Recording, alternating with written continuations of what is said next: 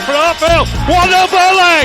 Scott Hartfield! He's been training that recently. And all the Burnley players run to the Darwin end. Oh, what a goal! What a goal from Robbie Blake! Burnley's first goal in the Premier League is something very, very special. Wade Elliott has that change of pace and he's got away from Montgomery. It's the path of McCann and the follow-up finds the net. What a strike from Wade Elliott! A bolt from the Claret and Blue. Oh goodness me! What a goal from Patterson! If that is to be the one that takes them to Wembley, you cannot argue with that. Pure quality. Here goes Mike Conroy. Still time for a winner, maybe. John Francis! They came to York in their thousands. They're going home as champions.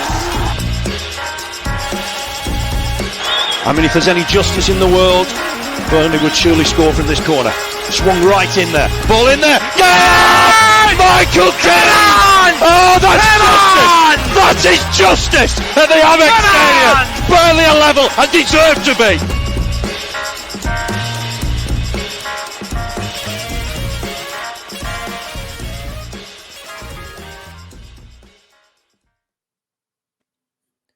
Hello everybody and welcome back to the Turfcast Podcast YouTube channel with me, Joel Redmond. And this week we are joined, well, it's not even a weekly podcast anymore, is it? Because we're making that many signings. We're joined by Andrew from the Every Step of the Way, the Stoke City podcast. How you doing, mate? I'm not too bad. How about you? Yeah, I'm really, really good, thank you. Now that Burnley are finally starting to make some signings, Taylor HARWOOD-BELLIS comes in. He's our fourth signing of the summer. We've had to skip CJ Egan-Riley for now. I can't get a City fan on. I'm trying. We'll get one sorted soon enough. It might just be a couple of days. But we'll do Taylor HARWOOD-BELLIS now, who, of course, comes from City anyway. But he spent the second half of last season on loan at Stoke, I think, playing around 22 games. I've just got his Wikipedia page up, mate. Yeah, 22 games on loan at Stoke last season. That's the most he's played for any club. How did he do at Stoke then? Did he do a good job? Did he do a bad job? What was he like? He was very strong as a centre-back. For the young age that he is, he showed a lot of maturity. Even though he was a lone player, he said when he came he wanted to be treated like a player that's been there for years, and that's what he showed. It's obviously a shame that we couldn't get him back for more of a loan spell because he fit our system so well. Yeah. What sort of system is it that you play then? What sort of system does he fit? It depended on who we were playing. Michael O'Neill chopped and changed a lot. We played like 4-5-1. You had a 4-2-3-1, but we mostly played a 5-2-3 or a 5-3-2. And he'd always play left side of that back five or back four because we had Ben Wilmot who would play on the right side. Yeah. And he came in mainly because I think, got rid of one or two centre-backs in January. We had Harry Souttar out injured, who we bought in Jagielka for, and he just seemed to fit in really, really well. So is it a back three that he's better suited in, or is it sort of like the four across the back? Doesn't really matter. He just fits a defence because obviously he's played for Man City in a few games. He's had training with Man City's first team. And when you see him play, you'll know that he strives for the highest quality that he can get. Yeah, fair enough. Of course, he's the England 21 captain, so I think that says a lot about him. What sort of defender is he then? Because, of course, we've been used to seeing James Tarkowski and Ben Mee at the back for quite a long time now. It's a shame that they're both gone, but it's a new era at Burnley Football Club. They're both sort of like big, old-school defenders, both of them, really. That's probably the best way I could describe them. They'll be strong in the air. They'll throw some tackles in. They might even break some legs along the way. But Taylor doesn't seem to strike me as that type of defender. Like, he might be good at his tackling and heading, but he's quite comfortable on the ball as well. Is that fair to say? He's very comfortable on the ball. He can carry it. I remember he carried it 20, 30 yards a few times throughout the season, but depending on the situation is the type of tackle he'll put in. If he's last man and he knows he can get the ball, he'll fly you could call it a Brexit tackling. But Burnley tackle. Otherwise, well, it's a Stoke tackle as well. It's the the battle of two Brexits, isn't it? But he's very sensible with his decision making. He's, like I said, his maturity is top level. He's very, very conservative in what he does as well. If he doesn't have to throw his body on the line, he won't do it. But it's pretty tough to get past him. Yeah, fair enough. Of course, yours isn't the only loan spell he's had. Last season he started at Anderlecht, of course, also under company. And the season before, he spent 19 games on loan at Blackburn Rovers. Don't worry, Taylor, we all make mistakes. So it's one of them. Like it feels like he knows the Championship. Obviously, you're a seasoned Championship fan now. That seems weird to say to a Stoke City fan when you're in the Premier League alongside us for so long. Yeah, it's exactly. I can't believe you've been there for that long. It's mad, but. When he came in, did you feel like this kid knows the Championship? And now he's even got more experience. He's got an extra 22 games there. Is it fair to say he knows what the Championship's about? Yeah, he knows what the Championship's about. Obviously, he had his loan spell not at Burnley. Well, he's having one now at Blackburn. But when he was at Antwerp, he also played in the Conference League, which, for a player of his age on a loan spell is very, very good.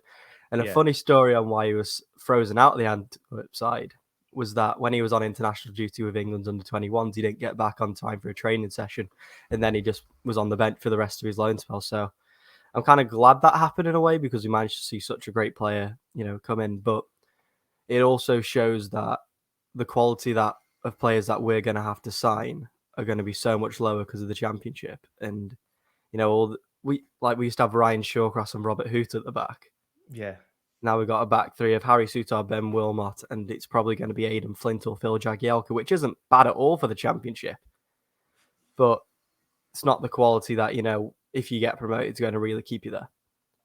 Yeah, definitely. Ben Mee and James Tarkowski, I'm probably going to mention them quite a bit over the course of the season, especially comparing them to central defenders, because we're signing a lot of central defenders at the minute.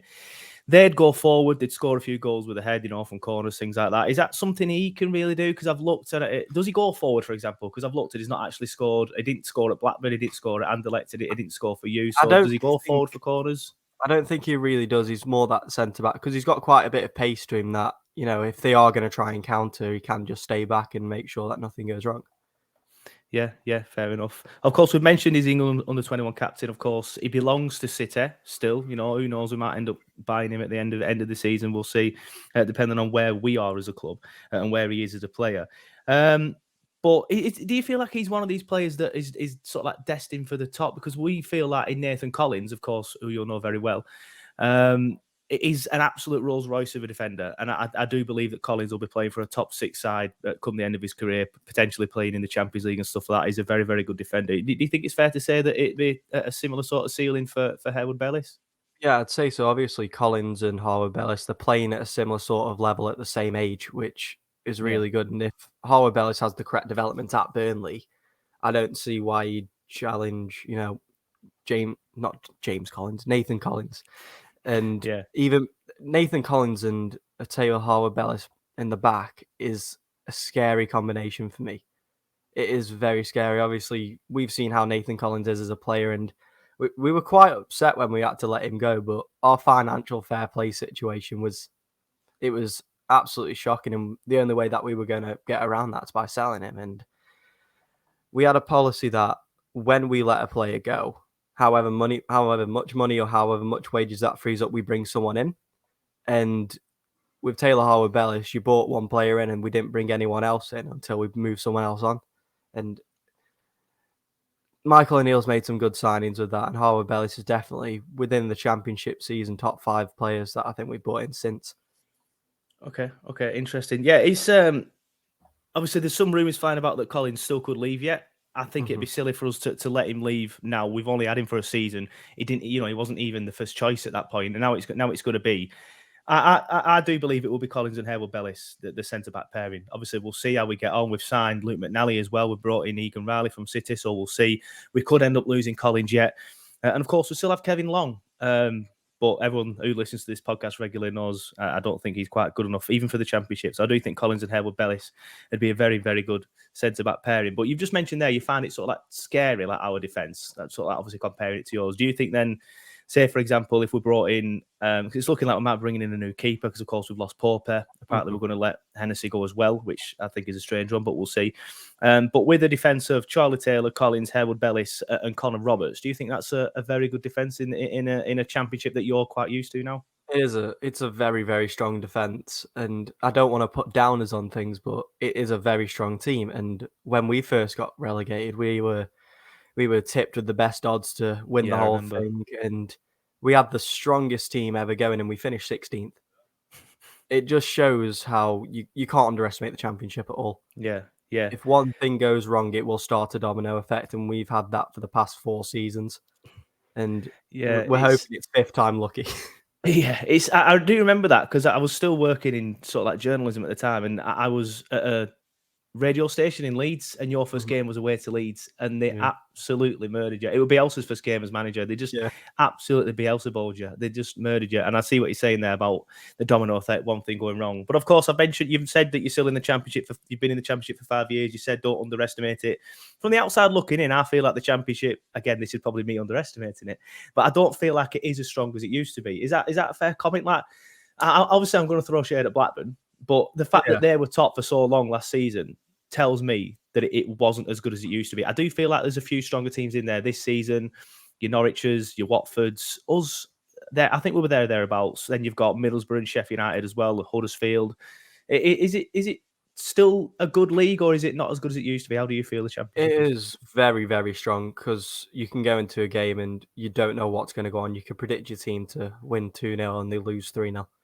I Yeah, think there's been a few games this season we've had where we were on a winning streak, winning against the top teams. We beat West Brom 3-1. And then we had a few games against Peterborough, Barnsley, and Cardiff and picked up 2 points from it. It was one of them where we expected, 7 points up. That would be a good target. And then we're coming back from 3 away games in the space of 7 days, having 2 points and seeing us fall down from 8th to 14th. yeah. That's the thing which makes it so tough, is that you lose 2 games, you can drop 6, 7 places. Yeah, and of course it's Saturday, Tuesday. A lot of it in it. That's the one thing I have not missed over the last 6 years. I'll be honest. Like, don't get me wrong, I love going on the turf and I love going on away days. But since we were last in the championship, I've had a little boy who's now 4.5. I work 3 jobs. I do this as well, so I'm quite busy as it is. Yeah. So to be able to go on the turf Saturday, Tuesday, or away games, it's going to be difficult to fit in. And then when you get to the winter, it's like the 15th of January and you're sat on the turf. So, but that's what I mean. I'm saying it's a slog as a fan. So what I'm trying to say is it's a slog for the players as well, isn't it? Playing so much. Is it going to be tough, do you think, for Burnley to reacclimatise to playing so much and playing in some tough conditions in tough games? It's extremely tough to acclimatise. Obviously, your squad size will increase to what it was in the Premier League, and we had to do the same. We bought probably 10, 11 players in at our first transfer window. But that's because you've obviously got league games, you've got the FA Cup games, you've got Carabao Cup games, and it all totals up. Because if you go far in the Carabao Cup and the FA Cup, you've got an extra 10, 12 games to be playing throughout the season, and you will see injuries getting picked up because it's all that's been happening to us. I don't know whether it's a Stoke thing, but we've had all team players getting injured. Normally, you have maybe 2 players out at once, and then you have a few weeks off, and then one gets one. We've had 3 or 4 first team players out for months on end, and I think that's what's made us fall down, and that's why we brought in Harwood-Bellis and a few others. But Harwood-Bellis, when he came in, he was going to be a starter, and he always was a starter. He can play versatile. He can play at right back as well, which he did as well. Interesting. I do like because Egan Riley apparently he's quite versatile as well. So apparently the way that Vincent Kompany plays is he has different sort of defenses that go from like a 4 at the back to when we have possession or when we don't have possession. I can't remember off the top of my head, turning into a 3 at the back with someone in midfield. It sounds all a little bit complicated, to be honest, but that's another thing I want to pick your brains on. Vincent Kompany's obviously come in as Burnley manager. I do feel like we are signing players because players finally, Matt want to play for Burnley again. I do feel like the last 2 years, because we lost Ryan Christie to Celtic last season, and another lad whose name I can't remember off the top of my head to Bournemouth when we were in the Premier League, and obviously Bournemouth wasn't. So it felt like players didn't really want to play for Burnley because of the Daesh style of play, which, there was nothing wrong with it. It did so well for so long, but eventually it just, petered out and didn't really work. So do you feel like players are going to want to play for Burnley, now that we've got Vincent Kompany? Because I think obviously Harwood-Bellis, he's mentioned it in his interview. Egan Riley has, Scott Twine has. So fingers crossed, people are actually going to want to play for us. Yeah, Vincent Kompany. If you've seen videos of him online with his team talks, he is very good with it. He's also very harsh in the way that he explains things. He likes to motivate the players, and obviously Harwood-Bellis coming from Man City, he's going to have those links with Vincent Kompany, but it's also the fact that when Harwood-Bellis was at Anderlecht, he played with Vincent Kompany when he was manager as well. So Yeah. it also shows that he's already played under him. He knows the system that he likes to play. And players like attracting Scott Twine with so much attention he had and so many clubs wanting him, and Burnley coming out on top, it shows that any club could have had him, but what style of play does he want? He wants a team that want to get promoted on the first time round, and he wants to get to the Prem for his career, and Vincent Kompany will do that. Yeah, fingers crossed. It's so weird as a Burnley fan seeing people actually want to play for us and see the sign. We signed 4 players by the 1st of July. You know what I mean? Normally we're bringing in Dale Stevens, who were 35 at the time on the last day, and that was in the Premier League, last day of the transfer window. It's just balmy. You mentioned that Taylor's good with his feet and he carried the ball out. Is that sort of like the thing that you'll expect from him at Burnley then, and the Vincent Kompany style of play? Where obviously we're not going to expect the Tarky and Ben Mee long punts upfield to Chris Wood or Wout Weghorst anymore. It's going to be defenders bringing the ball out and getting it into midfield.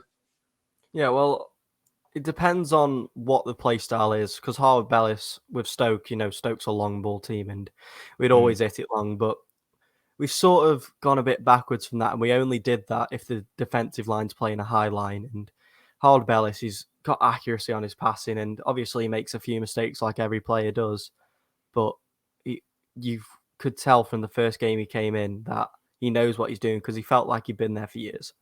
Yeah, fair enough. It sounds good that obviously he's coming to Stoke. Well, good from Burnley point of view. He's got into Stoke when he'd only had 2 kind of broken loans at Anderlecht and Blackburn. And then he's gone into Stoke and he's played quite regularly. He's played 22 games there, and he's slotted in pretty well at Stoke already. So another 22 games under his belt. So fingers crossed he slots into Burnley just as well as he did for Stoke. Final question from me, because we are getting towards the 20-minute mark.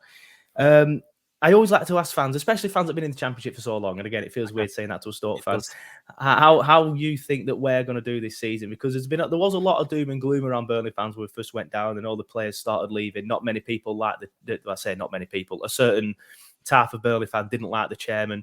But people are coming in now, the managers come in, there's optimism starting. The bookies still don't really fancy us. We're 14-1 to win the league, which I found staggering. But how do you think we're going to do? Well, I think always for a Premier League team who's come down, who've established themselves at the time to be a Premier League team, that it's a top 6 finish easily. But you look at some teams that just come down the past, and Watford have just scraped it when they came down last. I think they finished 5th or 6th by a couple of points. And they had a very, very strong team. It's the same with a Norwich. Norwich will probably, go straight back up, because that's what they do. Fulham and Norwich never play in the same league anyway. So if you do, say, finish 7th or 8th and you do stay down, you'll be playing probably Fulham anyway. So when Fulham come down, they don't sell players. And if you can establish yourself to have a strong first season in the Championship, and it comes that you are having a second one, don't make drastic decisions, because like with us, we had to sell Nathan Collins on and that for financial fair play. But if we somehow managed to keep him on for another year, I can't imagine how much we could have sold him on for. Yeah, that's exactly what I'm saying with Collins now. Like, if we sell him now, we might get 30 million. If we keep him, and I think you've probably got a large percentage of that anyway. If we keep him for exactly. If we keep him for another year, and then go up, then he's not going to be sold again then, because we're back in the Prem. So why move? Then we have him another year. Could we get in 60 million? I honestly believe he will be one of the best defenders on the British Isles. Transfers between us as well. We've done Eric Peters, Phil Bardsley. God, there's been some that haven't worked out that well. Johnny Walters, you stole 2 of our best strikers. Well, they were good for us. Exactly. So that you can take some their career into it. Yeah, you can take some solace in that, mate. They weren't good for us. Bardsley and Peters, not the best, sort of like technically gifted, but they came and they were 2 sort of like cult heroes in a way. It's a shame that them 2 onto a 2p piece though. Yeah. I like Eric as well. He didn't play often because of Charlie Taylor, but I do like Eric. Bardo was same as well. He didn't play much because of Lawton and then Connor Roberts, but you knew that when Bardo were playing, a few studs were going to be shown and a few cuts were going to be on people's legs. I remember him starting with Rashford in Premier League the year. I think it was the week that Rashford launched this big campaign about feeding hungry kids, and Bars is there rapping in that, you bastard. But there's been a few. But that's it from me, mate. Thanks for coming on. It's been a good chat to get more information about Burnley's fourth summer signing. Like I said, we will try and get a City fan on to do CJ Egan-Riley. I've messaged a few to no avail. I always found it difficult to get City fans on last year for the pre-game and post-game shows. I don't know what it is about Man City fans. They just never seem interested. But before I do go, yeah, well, thankfully we're in this championship group now, which I'm still offended that I've been put in. So yeah, I don't think I'll be struggling to find pretty much anyone this year. So that's good. And that's obviously how I got you. But just want to quickly let everyone know where they can find you and your podcast. So if they want to give it a listen, they can go and listen to it. Yep, so we're on Spotify, Anchor, Apple's podcasts, Amazon, always every step along the way. If you want to follow the Twitter page, it's at Every Step Along on Twitter, and we have got 1 or 2 more socials coming out, which will be obviously used. We've got a Facebook page as well, so we're pretty busy. There's no rest for us. Yeah, tell me about it. I thought to myself, I'll do a video every time Burnley sign a player. I might end up doing 4 videos all summer. It's it is. This the 3rd of July. This is my 3rd video already. I can't. I had to do one for company as well, so it's before Worth. I'm going to have to do one for Egan-Riley. Then we've got 2 Standard Liège players coming in apparently. And we're going to get a Standard Liège fan on. Who knows? We'll see. But thanks for joining us. We have an English group. Yeah, exactly. I don't think I am. But thanks for joining us, mate. It's been a pleasure. And I'm sure we'll see you again at some point during the season for the pre-game shows and stuff like that. All right, see you in a bit.